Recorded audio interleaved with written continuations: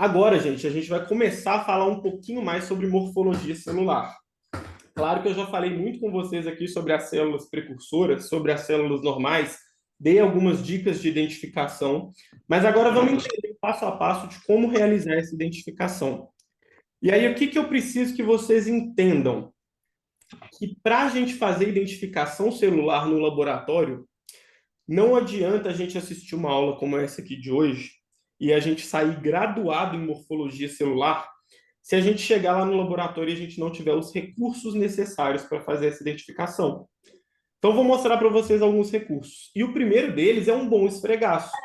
Então, para quem não sabe, para a gente fazer identificação celular, a gente precisa fazer um esfregaço sanguíneo. Eu preciso pegar a minha amostra de sangue ali, colocar sobre uma lâmina, deslizar uma outra lâmina sobre ela, e aí eu vou fazer um filme daquele sangue, uma distensão sanguínea sobre a lâmina, que vai me permitir realizar a identificação morfológica. E aqui já está o primeiro problema. Para quem já teve oportunidade de fazer isso aqui na faculdade, sabe que não é de primeira que acontece. A gente precisa de uma certa prática ali. É claro que se você trabalha todo dia fazendo, você vai ficando melhor naquilo. Eu tenho como exemplo vários profissionais lá no nosso laboratório que trabalham com confecção de lâmina e faz lâmina muito melhor do que eu, mas muito melhor do que eu, porque exige prática, tá? Então isso aqui é o primeiro problema. Talvez você trabalhe num lugar que tem 20 pessoas diferentes fazendo lâmina. E aí perde o padrão. Tem aquela pessoa que faz melhor, tem aquela pessoa que faz pior, tem aquela pessoa que faz uma extensão mais curta, uma extensão mais longa. O ideal é que a gente tenha um esfregaço parecido com esse aqui, ó. A gente tem um esfregaço que ocupa mais ou menos 2/3 a 3/4 da lâmina, e na região final do esfregaço, a gente tem essa pontinha, eu costumo chamar ela de praia. Não sei se, às vezes, o doutor Leonardo tem uma, o professor Leonardo tem uma outra opinião aí, uma outra, algo para vocês assimilarem. Eu costumo chamar de praia, tá? Essa regiãozinha aqui do final do esfregaço, que é uma região interessante para a gente fazer identificação celular. Diga, professor, você ia falar alguma coisa aí que eu vi. Não, eu só costumo dizer que o bom esfregaço ele parece uma língua, sabe? Ele tem um aspecto de uma língua. Justo. E onde você falou que é praia, e eu olho mais a cauda mesmo, falo mais a cauda, mas é questão de terminologia diferente, mas que fala a mesma coisa. Justamente. Então, assim, o importante, gente, é que o esfregaço tenha esse desenho aqui, ó. Então, pense do jeito que for mais fácil para você aí, praia, língua, cauda, tanto faz, contanto que você lembre que você precisa de uma lâmina nesse padrão aqui, ok? E aí tem um outro detalhe. A gente não pode analisar essa lâmina em qualquer lugar. Por quê? Porque dependendo da região que a gente está, essas células se apresentam em um comportamento diferente. Então vamos imaginar que eu estou analisando nessa primeira região aqui, ó, no início do esfregaço. Percebam que aqui eu tenho uma concentração de célula muito grande. As células estão todas apertadas, espremidas, se massagando ali. Então essa região não é muito interessante para fazer análise morfológica. Por exemplo, aqui, ó, eu até consigo ver que eu tenho neutrófilo segmentado. Mas e essa célula aqui? Será que ela é um linfócito? Será que ela é um monócito? Será que ela é uma célula imatura? Então, quando eu tenho muitas células aglomeradas, uma empilhada sobre a outra, eu tenho uma dificuldade em realizar a minha identificação morfológica. A região intermediária aqui entre a cauda, entre a pontinha da língua aqui e o início do meu esfregaço, é a região ideal, percebam. Eu tenho as hemácias espaçadas entre elas, elas têm um espaço adequado, e aí eu consigo ver com clareza cada um dos leucócitos aqui. Eu consigo fazer uma identificação morfológica muito boa. Eu consigo ver detalhes das hemácias também, tamanho delas, se eu tenho hemácia em formato diferente ou não. Então, esta região entre o início do esfregaço e a cauda é a região onde eu tenho a melhor análise morfológica. E lá na cauda, lá na pontinha da língua, também não é legal, porque aí é o contrário. Aí as células estão espaçadas demais. Isso também prejudica a minha análise morfológica. Olha aqui, um leucócito totalmente estourado. Esse aqui até se rompeu. A célula morreu no esfregaço, né? A gente fez o esfregaço, ela se rompeu, ficou só um resto celular aqui. Então, nem no início, nem no final. A gente precisa dessa região intermediária aqui. Nathan, como que eu vou saber que eu estou na região intermediária? Você vai avaliar onde eu tenho hemácias com um espaço mais ou menos homogêneo entre elas. Nem espaços de mais, nem espaços de menos. Ok? Outra coisa muito importante, gente. Coloração hematológica. E aí eu quero abrir um parênteses aqui para falar que nós temos várias colorações hematológicas boas no mercado, vários corantes de referência. Coloquei alguns exemplos aqui em cima para você. Ó. A gente tem o Megrinold Ginsa, a gente tem o Wright, a gente tem o Leishman. A gente tem combinações entre esses corantes que são excelentes. E aí a gente consegue ter uma lâmina de extrema qualidade quanto essa aqui, ó, onde eu consigo ver detalhe das células, detalhes nucleares, cromatina. Veja que aqui eu tenho um nucleolo. O que é nucleolo? Uma região dentro da cromatina frouxa que está ainda mais frouxa, está em ainda mais atividade. Ela forma como se fosse um núcleo dentro do núcleo, que a gente chama de nucleolo. Eu vejo vacúolo em algumas células, eu vejo granulação, vejo a hemácia bem corada, vejo detalhes morfológicos, se ela tem a morfologia normal dela, ou se ela está em um formato diferente. Isso tudo eu consigo ver porque eu tenho um corante hematológico adequado. E aí existem alguns corantes hematológicos não tão adequados assim. Eu nem sei se a gente pode chamar de corante, né? Por exemplo, a gente tem um kit que a gente chama de panótico rápido. Panótico rápido, gente, eu vou usar aqui de uma opinião pessoal para falar que isso aqui não é corante, tá? Isso aqui é um agilizador de lâmina que não deve ser usado em hipótese nenhuma. Por favor. Por favor. Natan, mas eu faço 2 hemogramas por dia só. Não tem tempo de ficar fazendo coloração longa. E aí não aparece nada do meu laboratório de diferente, não. Dá para fazer com panótico. Cara, pode ser que você já tenha perdido muitas alterações importantes justamente porque você usou o panótico.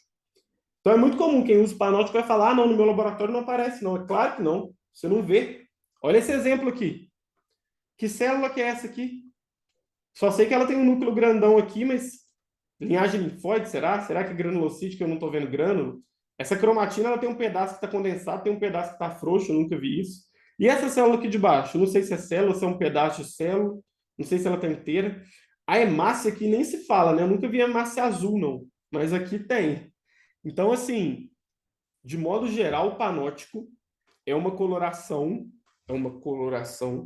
que prejudica demais a análise morfológica. Demais, demais, demais, demais. Então, eu sugiro fortemente que se você tem panótico, você deixe de ter. Isso aí já vai melhorar 200% seu hemograma. Olha, por Matheus, exemplo, essa lâmina. Pode falar, professor? você foi muito gentil em Foi muito falar. gentil. Não tem, presta atenção, gente, não tem como fazer uma hematologia de qualidade com corante rápido. Não tem como. É, vou contar um caso. De onde que vem o panótico? De onde que surgiu o corante rápido panótico? Ele era utilizado, ele foi desenvolvido para pesquisa. O pesquisador está lá no meio da floresta amazônica, pesquisando malária, né, no sangue dos pacientes. Então, ele está lá na Amazônia, ele precisava de um corante rápido para fazer uma avaliação naquelas células ali, naquela situação. Para isso que ele foi desenvolvido. Não tem como você comparar a qualidade de uma coloração, Nathan vai mostrar agora nas imagens, de um corante que demora um minuto e meio para corar, de algum outro que demora 10, 15 minutos, exige um pouco mais de tempo, né? Vai ter um pouco mais de tempo que o seu laboratório vai gastar para fazer aquela lâmina, mas é fundamental para a gente ter uma hematologia de qualidade, certo? Ok? Não é, e também não vem me falar também de economia de recursos, porque esses corantes não são mais caros a ponto de ser inviável o seu hemograma em relação a isso, ok? Pode Justo. continuar, professor. Acho que eu fui muito simpático. Olha aqui, por exemplo, gente, essa mesma lâmina aí que foi corada no panótico, olha ela corada no Megrino de Ginsa. E aí, a princípio, você pode falar: ah, não, Nathan, eu não vi muita diferença, não. Tem. Tanto tem que percebam agora claramente, você pode não saber o que é essa aqui, mas aqui claramente é um linfócito. Olha como que eu tenho uma célula pequena. Agora eu consigo ver o limite entre núcleo e citoplasma. O núcleo ocupa quase toda a célula. Ele não é segmentado, não é granular. Então aqui eu sei que é um linfócito. Olha aqui como parece até ter grânulo dentro. Então aqui eu sei tranquilamente que é um linfócito. Outro detalhe, percebam que eu tenho algumas hemácias nesse campo que são hipocrômicas. O halo está grandão. O que que é isso? Tem pouca hemoglobina dentro dessa hemácia. Aqui eu não estava vendo isso, não. Para mim estava todo mundo normal aqui. Aqui eu já vejo uma hipocromia. E essa célula grandona aqui é um blasto. A gente vai falar muito de blasto no curso. É uma célula presente na maioria das leucemias agudas. Agora imagina se eu chamo de linfócito, igual está aparecendo aqui. Talvez é um paciente com leucemia que eu vou deixar passar batido. Então, o primeiro ponto de uma hematologia de qualidade, como o professor Leonardo disse, é você ter um corante hematológico de referência. Printa essa tela aqui, cidadão. Para aí agora de anotar. Olha para a tela. Se você tiver no celular, você printa. Se você tiver no notebook, printa ou então tira uma foto. Qualquer coisa. Por quê? Porque isso aí é o que a gente espera encontrar em um paciente normal, sem alteração, sem infecção, sem reação inflamatória, sem neoplasia. Eu espero encontrar essas células aqui, quando eu falo de leucócito. Eu espero encontrar neutrófilo segmentado, eosinófilo, basófilo. São os três granulócitos, percebem? Os três têm núcleo segmentado, o que muda entre eles é a granulação interna de cada um. O neutrófilo ele tem uma granulação de cor neutra, por isso que chama neutrófilo. O eosinófilo, ele tem uma granulação alaranjada. Ela tem afinidade por um corante que a gente chama de eosina, por isso eosinófilo. E o basófilo, que tem uma coloração mais azulada, a gente chama de basófilo porque ele tem afinidade pelo corante basofílico. Geralmente, corante basofílico é um corante mais azulado. Então, basófilo, basofílico, azul, eosinófilo alaranjado, meio rosa, neutrófilo cor neutra. Além dos granulócitos, eu tenho também o bastonete do neutrófilo. Uai, mas o bastonete não é uma célula imatura? É, mas é comum encontrar. Então, mesmo em pacientes saudáveis, eu posso ver ali 1, 2 bastões de sangue periférico. Claro que se eu tiver muito bastão, tem algum problema. Mas um ou outro é normal encontrar. Então, pode aparecer. O monócito, que é a maior do sangue periférico, percebam que aqui eu tenho vacúolo. Então, eu tenho uma célula com citoplasma empoeirado, parecendo aquela areia, aquela sujeira. Eu tenho um núcleo mais ou menos aqui em formato de rim, formato de grão, mas percebam que é um formato de bastão. E o linfócito, que é a menor de todas, tem um núcleo redondo, regular, e o citoplasma dele não exibe grânulo. Printa isso aí, porque isso aí ajuda demais. 90% da sua rotina, se você trabalha em um laboratório ambulatorial, que atende paciente normal, 90% da sua rotina vai embora com isso aí. Você já aprendeu o normal. E aí vamos ver o que não é normal, mas pode aparecer. Alguns exemplos aqui, então. E não se preocupem com essas morfologias agora, tá? A gente vai trabalhar isso ao longo do curso. É só para vocês conhecerem. Quadros reacionais, por exemplo. Olha essa célula aqui, ó. Você vai falar, ah, eu sei. Isso aí é um monócito, ao tanto de vacúolo. Não é. Isso aqui é um neutrófilo segmentado. Só que esse neutrófilo segmentado ele está exibindo granulação grosseira e vacuolização citoplasmática. Por quê? Esse neutrófilo provavelmente é de um paciente que tem, por exemplo, uma infecção bacteriana. E aí, em uma infecção bacteriana, a nossa medula ela começa a produzir muito neutrófilo, porque ela precisa de muita célula para responder. Tem um estímulo de interleucina, lembra? Que vai lá na medula e fala, produz neutrófilo aí que nós estamos precisando.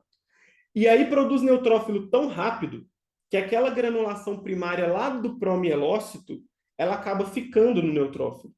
E aí esse neutrófilo exibe essa granulação primária grosseira. Então isso é um sinal de produção acelerada.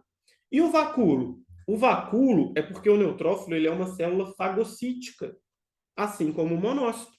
Por isso que o monócito tem vacúolo. Agora, o neutrófilo não é normal, não é esperado, que ele esteja realizando fagocitose em sangue periférico. Geralmente, ele vai fazer fagocitose lá no tecido. Então, quando eu vejo vacúolo em sangue periférico, é um sinal que o neutrófilo está fazendo fagocitose. Tem processo inflamatório acontecendo ali. Beleza?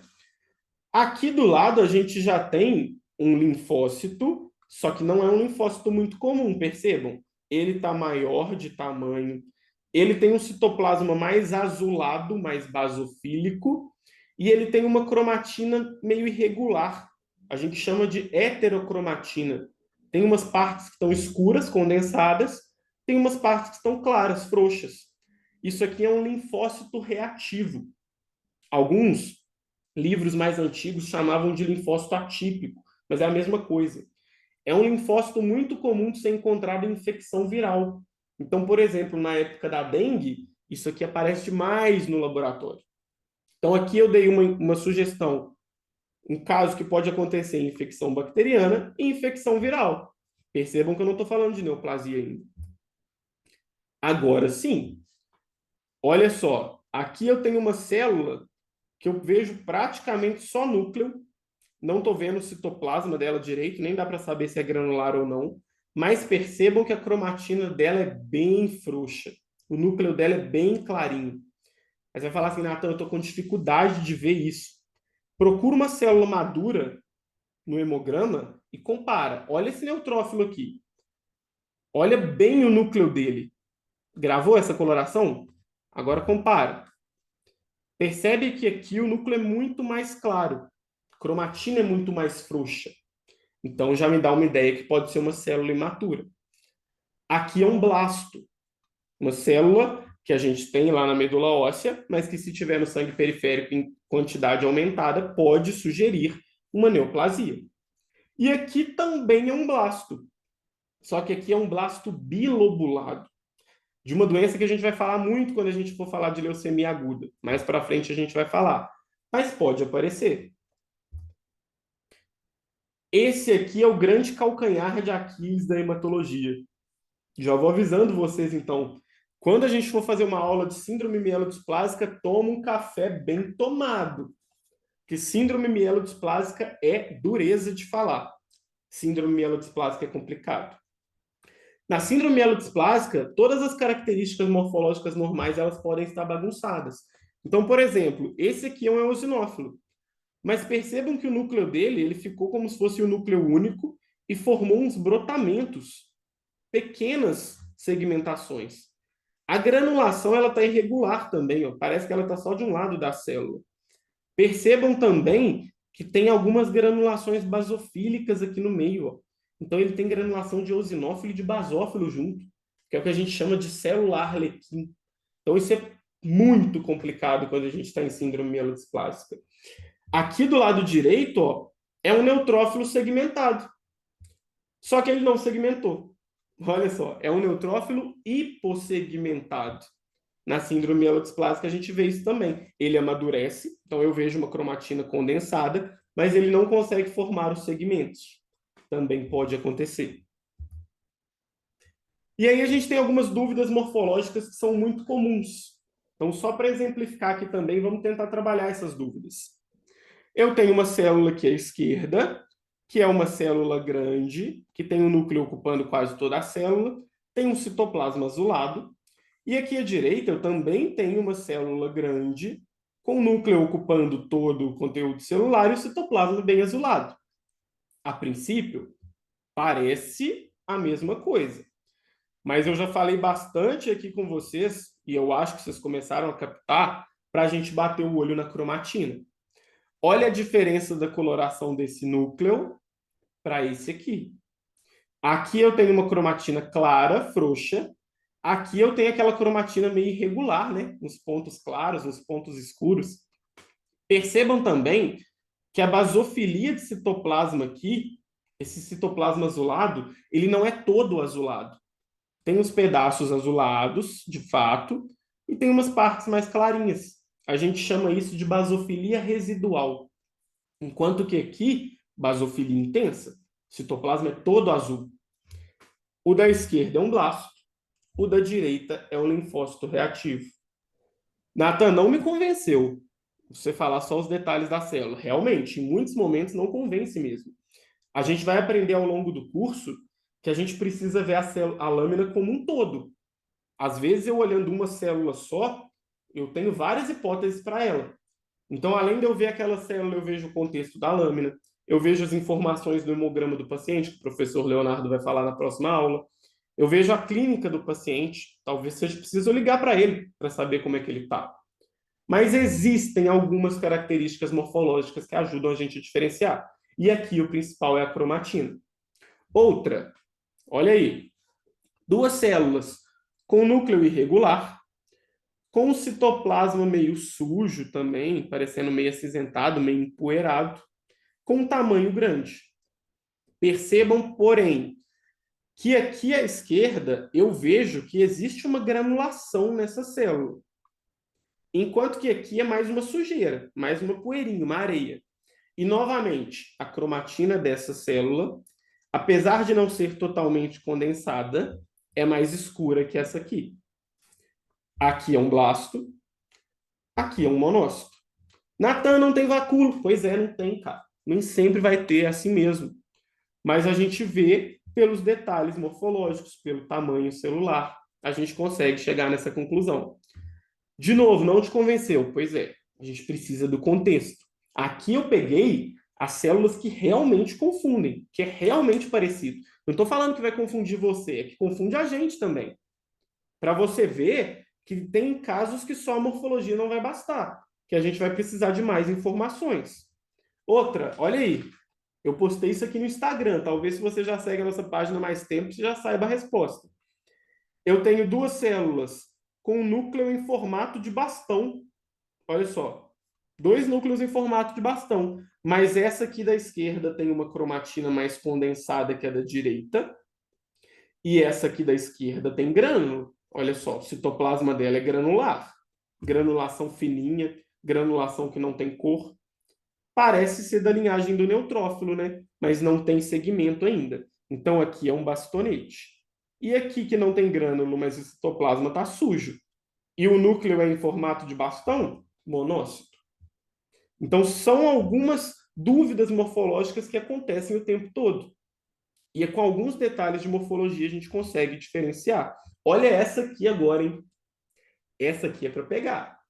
Duas células pequenas, células redondas, núcleos regulares que ocupam quase toda a célula, cromatina densa, homogênea aqui na esquerda, aqui na direita um pouco heterogênea. Agora percebam que esse citoplasma aqui ele é lisinho. Não tem granulação, não tem sujeira. Talvez vocês achem que é sujeira aqui, mas é detalhe da própria imagem, mas é um citoplasma bem limpo.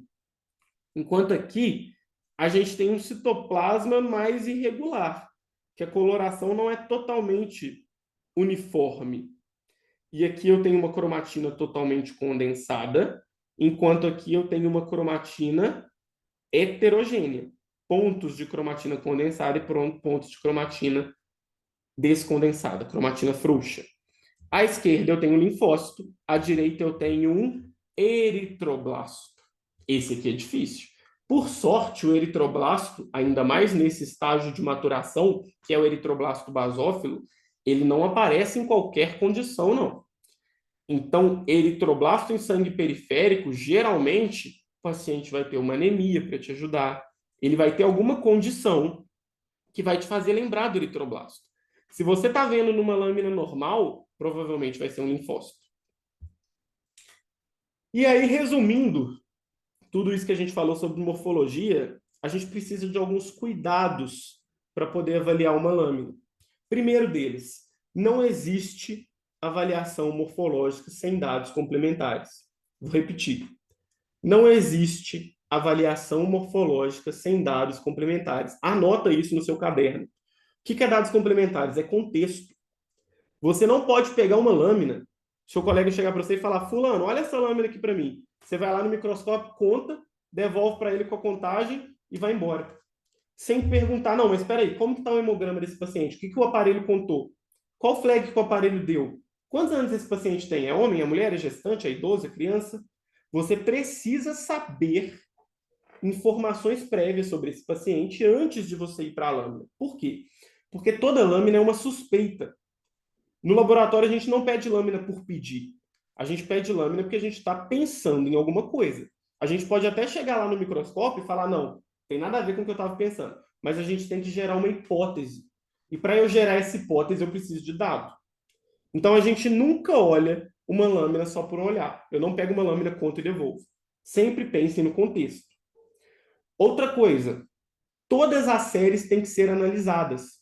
Então imagina, o paciente tem uma anemia, aí eu vou lá, dou uma olhadinha rapidinho na hemácia dele. Não, beleza. Fechou, não tem nada de errado na hemácia, não. Não, dá uma olhada rápida, não é contar tudo, mas dá uma olhada na série branca, nos leucócitos, vê se está todo mundo normal. Dá uma olhada na plaqueta, se está todo mundo homogêneo. Olha o gráfico do equipamento que o professor Leonardo vai mostrar na próxima aula. Coleta informação. Não se atenha só até aquela série que está analisada, que está sendo analisada, que está alterada, tá? Eu fui a um congresso recentemente, uma frase que foi muito dita lá, que eu vou replicar aqui para vocês. Quem trabalha com hematologia, morfologista, não pode ser preguiçoso. A gente tem que ter paciência para ver uma lâmina de hematologia. Então tenham muito cuidado na hora de analisar uma lâmina. E por último, não adianta entender os fins se você não tiver os meios. Não adianta você ter anotado essa aula inteira aqui que eu estou te falando e chegar amanhã e querer analisar uma lâmina com panótipo. Vai dar errado. Porque tudo isso que eu te falei sobre morfologia, todos esses detalhes, você não vai ver lá. Não adianta. Não adianta você chegar amanhã para avaliar uma lâmina e o esfregaço está mal feito. Então, o esfregaço pela metade, você não tem um campo bom para avaliar. Vai dar errado. Então, a morfologia ela depende de uma confecção de qualidade do esfregaço. O pré-analítico que a gente fala, na verdade, aqui já é até analítico mesmo, né? Mas a etapa de você realizar um esfregaço ela é muito importante para o seu hemograma. Isso vai definir se você vai ter um hemograma de qualidade ou não. Então você precisa de uma lâmina de uma coloração adequada. Tudo bem? E aí vamos lá, gente. Agora eu quero ouvir de vocês aí. Aquela mesma imagem que eu mostrei no início. E agora eu quero chat, hein, gente? Eu quero interação. Natan, Conseguiram? Alguém já no início da aula escreveu alguma coisa aí? Tentou identificar alguma célula? Vamos por etapas aí. Coloca no Natan, chat para mim aí. O que vocês acham que é a célula número um? Diga, professor. tem uma dúvida no chat, eu Sim, já respondi ela parcialmente. Foi o Rubens que fez a pergunta. Ele perguntou, professor, assim como você disse sobre a presença de vacúolos nos neutrófilos, em casos de bacteremia, é comum aparecer por causa do DTA do tubo também? O DTA perfeito. induzir a vacuolização? Perfeito. Rubens, né? Isto. Rubens, é o seguinte, isso acontece mesmo, tá? A gente tem um efeito que acontece pela própria fagocitose do neutrófilo. O neutrófilo, quando ele se expõe ao EDTA por tempo prolongado, ele pode fagocitar o anticoagulante do EDTA, e aí quando a gente vai para o esfregaço, a gente vê os neutrófilos com vacúolos. E aí, assim, em um mundo perfeito, o ideal seria a gente fazer a lâmina do paciente ali no momento da coleta, que aí não ia ter contato nenhum com o anticoagulante, né? Esse é o mundo perfeito. A gente sabe que a realidade do laboratório é muito diferente disso. Então, a gente atende ali 1.000 pacientes por dia, dependendo do tamanho do laboratório. Imagina eu treinar todos os coletores para fazer uma lâmina ali no momento, eu avaliar 1.000 lâminas, então não tem como. Então, uma dica para facilitar essa identificação de quando que essa vacuolização é real e quando que ela é artefatual, é você avaliar justamente o contexto. Então, eu estou vendo só uma vacuolização num paciente que é normal, no paciente que está ali com hemograma sem leucocitose, sem desvio à esquerda, PCR dele está normal, proteínas inflamatórias tudo dentro, ou é um paciente que, além da vacuolização, ele tem granulação grosseira, ele tem um PCR aumentado, ele tem uma leucocitose, ele tem um desvio. Então, você avaliar o contexto daquele paciente, se aquele paciente está exibindo um processo inflamatório, ou se você achou a vacuolização ele de forma isolada, isso te ajuda a definir se isso é artefatual ou se isso é real. É claro que tem situações que vai aparecer a vacuolização, vai ser real e não vai ter mais nada. Mas avaliar esse contexto ajuda a gente a cercar. Então, eu sugiro que você faça isso. Sempre avalie em conjunto. Eu tenho granulação, eu tenho PCR aumentado, tenho uma infecção. Talvez você tenha ali um exame de urina rotina, uma urocultura, para ver se o paciente tem uma infecção. Isso ajuda bastante. Beleza? Natan, Hum, quero dar uma dica também para o pessoal antes de responder. Já estou vendo que está vendo várias respostas aí no nosso site, no nosso chat, né? Porque todas as imagens que nós colocamos hoje são imagens de capa de livro, né? Muito bonitas dos neutrófilos, dos leucócitos como geral. Só que a gente tem que pensar que quando a gente faz o esfregaço sanguíneo, é como se a gente tirasse uma foto, né? A gente vê a imagem em apenas uma dimensão, em duas dimensões, né? A gente não consegue ver a profundidade daquela célula, certo? A gente vê a altura e vê o comprimento daquela célula. A gente não consegue ver a profundidade dela. Então, por exemplo, todas as imagens que foram passadas hoje, de maneira muito bem explicada pelo Natan, todas as células, suas características, eu vou dar um exemplo que eu gosto de dar em sala de aula. Por exemplo, isso aqui todo mundo reconhece uma base de carregador de celular, ok? Eu acho que isso não é dúvida para ninguém. É uma base de carregador de celular, que ele tem características morfológicas. Olha, ela tem duas partes pontiagudas, tem uma parte que tem uma estrangulação intermediária, tem uma parte que é mais comprida, né? A gente tem a definição do carregador. Só que nem sempre, quando você faz o esfregaço, ele vai tirar, vai pegar essa parte da base do meu carregador, certo? Tem hora que ele vai ficar dessa forma, você vai ver a base nessa direção. Tem hora que você vai ver a base nessa direção, ele vai parecer que tem só um, um pino, ok? Tem hora que você vai ver ele de costas, ok? Isso também acontece na morfologia celular, na forma como nós vamos ver aquela célula no esfregaço, tá bom? Então a gente tem que sempre pensar, ao analisar a célula, verificar as características do citoplasma, as características do núcleo, né? O grau de condensação de cromatina, se naquele citoplasma tem granulação ou não, se a granulação tem afinidade pelo corante eosinofílico ou pelo corante basofílico, ou se não tem afinidade, enfim, sempre avaliar o contexto geral daquela célula e não esperar aquela imagem de livro sempre no nosso esfregaço sanguíneo, ok? E é muito importante também, antes da gente começar a fazer a contagem das células, antes da gente começar a fazer a contagem, a gente percorrer o esfregaço sanguíneo para ver como que está o padrão daquela coloração. Às vezes, por mais que você use o corante, por exemplo, o May-Greenwald-Giemsa, né? Ou o Wright, que são corantes de referência, por algum motivo, naquele dia ali, as células ficaram um pouquinho mais ácidas, né? Ou seja, mais puxada para o cor-de-rosa, ou ficaram um pouquinho mais basofílicas, mais puxada para o roxo. Então, é importante a gente fazer essa visualização prévia daquelas células, para depois a gente começar, de fato, a contar e a identificar os leucócitos, ok? Só isso aí mesmo, agora vamos ver como que está o pessoal aí no chat.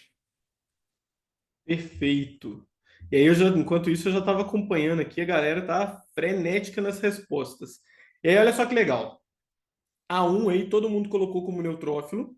Correto, tá? Todo mundo que marcou neutrófilo é de fato neutrófilo. Eu vi aqui até que algumas pessoas, eu vi ali que a Tainá colocou neutrófilo hipersegmentado, foi além até. Tá correto também, tá? Tem o neutrófilo hipersegmentado ali no meio. A2, linfócito. Beleza, a gente tem um linfócito aqui. Opa, perdão. A gente tem um linfócito aqui e a gente tem um linfócito aqui embaixo. 3, eosinófilo. A gente tem só um filho único aqui, mas é um eosinófilo de fato. 4. Na 4, eu vi que vocês começaram a colocar umas interrogações aí, né? Tipo assim, monócito? Sei, será? Mas é, tá, gente? São monócitos mesmo. Ó. E aí já entra um pouco no que o professor Leonardo falou, né? Nem sempre ele vai estar lindão, nem sempre ele vai vir com identidade falando, oi, eu sou um monócito. Mas são monócitos. Agora, olha que interessante. Ninguém falou da 5. A Tainá falou, né? Só porque eu falei que ninguém falou, a Tainá falou. Metamielócito? Será que é? Quem mais tem alguma ideia aí? O que pode ser a 5? Deixa eu fazer uma pergunta diferente para vocês aqui, que vocês vão entender onde que eu quero chegar. Essa célula 5 aí, ela é um neutrófilo? Sim ou não? Coloca aí. Ela é um neutrófilo? Não. Tamires falou que não. Ela é um eosinófilo? Será que ela é um eosinófilo? Não, também, né? Será que ela é um basófilo? Acho que não também, né? Será que ela é um linfócito? Talvez poderia até achar se ela estivesse sozinha, mas olha o linfócito aqui de baixo. Não é, né? O linfócito pequenininho, ela tá grandona. Será que ela é um monócito? Olha a diferença do monócito aqui para ela. Qual que é o intuito dessa imagem aqui, gente? E eu espero que vocês entendam isso, tá? É mostrar o tanto que a gente consegue evoluir em uma aula só. Qual que é o intuito desse nivelamento aqui? Não é que vocês saiam dessa aula formados como morfologistas, que vocês saibam todas as células que podem aparecer no sangue periférico. Mas percebam como que vocês já percebem o que é normal e o que não é. Bom, eu não sei que célula é a 5, mas eu sei que ela não é normal. Por quê? Porque eu sei que ela não é neutrófilo, ela não é eosinófilo, ela não é basófilo, ela não é linfócito, ela não é monócito. Percebem que vocês já evoluíram nesse ponto aí? Talvez, muitos de vocês já sabiam isso, mas talvez teve gente aqui que entrou e nunca tinha visto uma lâmina de hematologia. E aí, rapidinho, a gente já conseguiu trabalhar as principais células e agora você já sabe diferenciar o normal do anormal. E isso é o primeiro passo para trabalhar com hematologia. Então, eu sempre falo com todo mundo que chega novo no laboratório, que me pede uma dica para como começar a trabalhar com hemato, como começar a identificação celular, eu falo para a pessoa, pega 10 pacientes normais, faz a lâmina deles e vai lá olhar. Porque enquanto você não souber o que é normal, não tem como você estudar o que é alterado. Não tem como. Como que eu vou saber o que é um blasto se eu não sei o que são as células normais? Como que eu vou identificar que o paciente tem uma alteração se eu não sei o que é o normal? Então, sabendo do normal, você já consegue sentar numa bancada e falar assim, gente, essa lâmina aqui não está normal, preciso de ajuda aqui. Parece que não faz diferença, mas isso faz. Faz muita diferença. Então, parabéns a todos que acompanharam até aqui. Já tem aí mais de 1 hora e meia de aula. Eu peço até desculpa caso eu tenha me prolongado demais aqui. Mas parabéns, que vocês deram um passo muito importante na hematologia. Hoje vocês entenderam o que é uma hematologia normal, o que são células circulantes normais. E vocês até identificaram uma célula alterada, que talvez vocês não saibam qual célula é, mas vocês sabem que ela não devia estar ali. E é assim que a gente trabalha. É assim que tem que ser. Beleza? E é fundamental vocês terem a tranquilidade e a maturidade também de chegar para um colega no laboratório e falar que não sabe qual célula é aquela, né? Porque você não conhece, você não sabe qual é, você não deve simplesmente chutar, pular aquela célula. A gente tem algumas pessoas que falam, isso aí é um pulócito. Isso aí pula, que eu não sei qual que é, não. Isso pode interferir de maneira significativa na condução clínica que aquele paciente vai ter. Então, nunca tenham vergonha em laboratório de falar que não sabe. Ah, eu acho que é isso e vou liberar, porque senão vai me chamar a atenção, eu tenho que liberar, eu estou com pressa, o médico está cobrando resultado. Então, tenha calma o suficiente para não saber o que que é pergunta, ok? Pergunta. Um dos nossos intuitos também desse curso é auxiliar vocês ao longo dos seus estudos, né?